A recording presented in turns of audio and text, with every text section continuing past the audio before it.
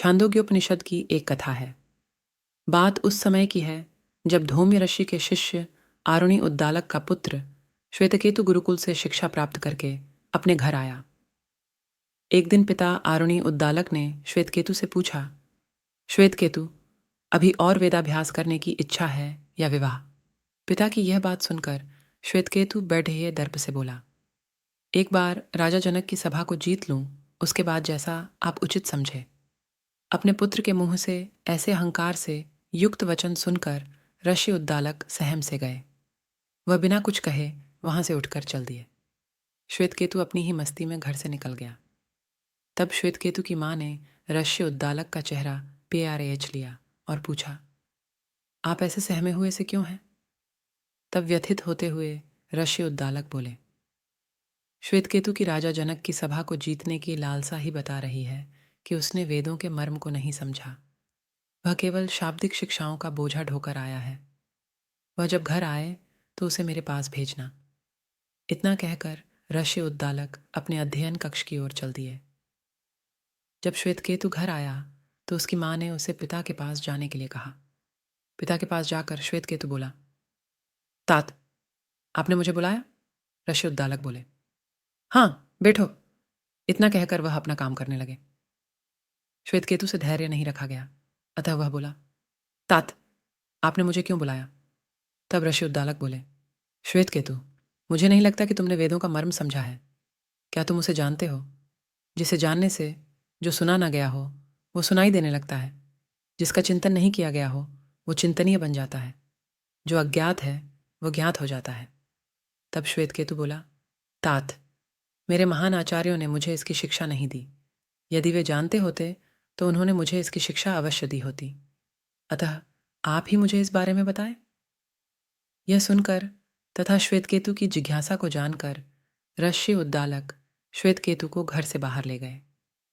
ऋषि आरुणि उद्दालक श्वेतकेतु को लेकर एक पेड़ेट के नीचे बैठ गए और कुछ मिट्टी उठाते हुए बोले, श्वेतकेतु, जिस तरह जब तुम मिट्टी को जान लेते हो तब तुम मिट्टी से बने सभी बर्तनों को जान लेते हो कि वह भी मिट्टी स्वरूप ही है।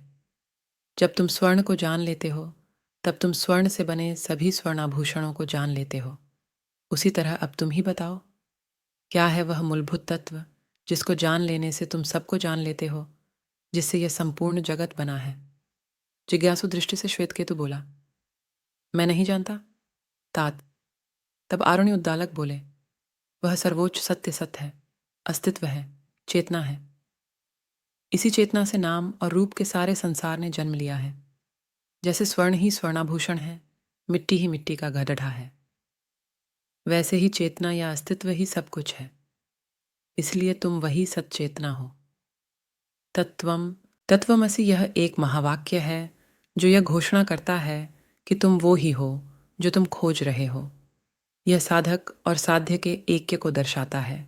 इसी महावाक्य के माध्यम से आचार्य अपने शिष्य को उपदेश करता है कि वह तुम ही हो जो तुम खोज रहे हो।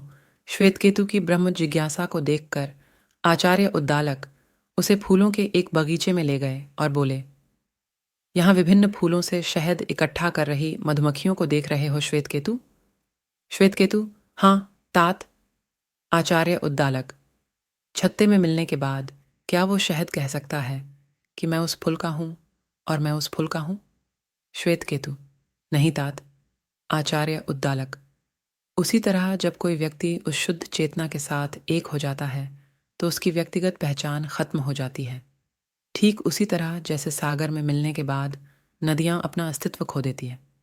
वह चेतना ही है जो सबको जोड़ती है, जिससे तुम, मैं और यह सब चराचर जगत बना है। तब श्वेतकेतु बोला, लेकिन तात, एक सत या चेतना से ही विविधता से भरे इस जगत की उत्पत्ति कैसे हुई? आचार्य उद्दालक बोले, जाओ, कहीं से बरगद के वृक्ष का फल लेके आओ। श्वेतकेतु फल लाता है तो आचार्य उद्दालक उसे तोड़ने को कहते हैं और पूछते हैं कि इसमें क्या है? श्वेतकेतु कहता है, इसमें बहुत सारे छोटे छोटे बीज हैं। तब आचार्य उद्दालक बोलते हैं, इसके किसी एक बीज को तो ढहा के देखो, उसमें क्या है? जब श्वेतकेतु ने छोटे से बीज को तो ढाके के देखा तो बोला, यह इतना सूक्ष्म है कि इसे देख पाना संभव नहीं, तात। तब आचार्य उद्दालक बोले, ये सूक्ष्म बीज जिसे तुम देख नहीं सकते, इसी से विशालकाय बरगद का वृक्ष अपनी विभिन्न शाखाओं और फूलों को लेकर उत्पन्न होता है। उसी तरह उस शुद्ध चेतन तत्व जिसे तुम देख नहीं सकते से ही विविधता से भरा यह जगत उत्पन्न होता है। इसके बाद आचार्य उद्दालक ने श्वेतकेतु को एक लौटे जल में नमक घोलकर लाने के लिए कहा और श्वेतकेतु से लौटे की ऊपरी सतह से जल पीने को कहा और पूछा कि कैसा है।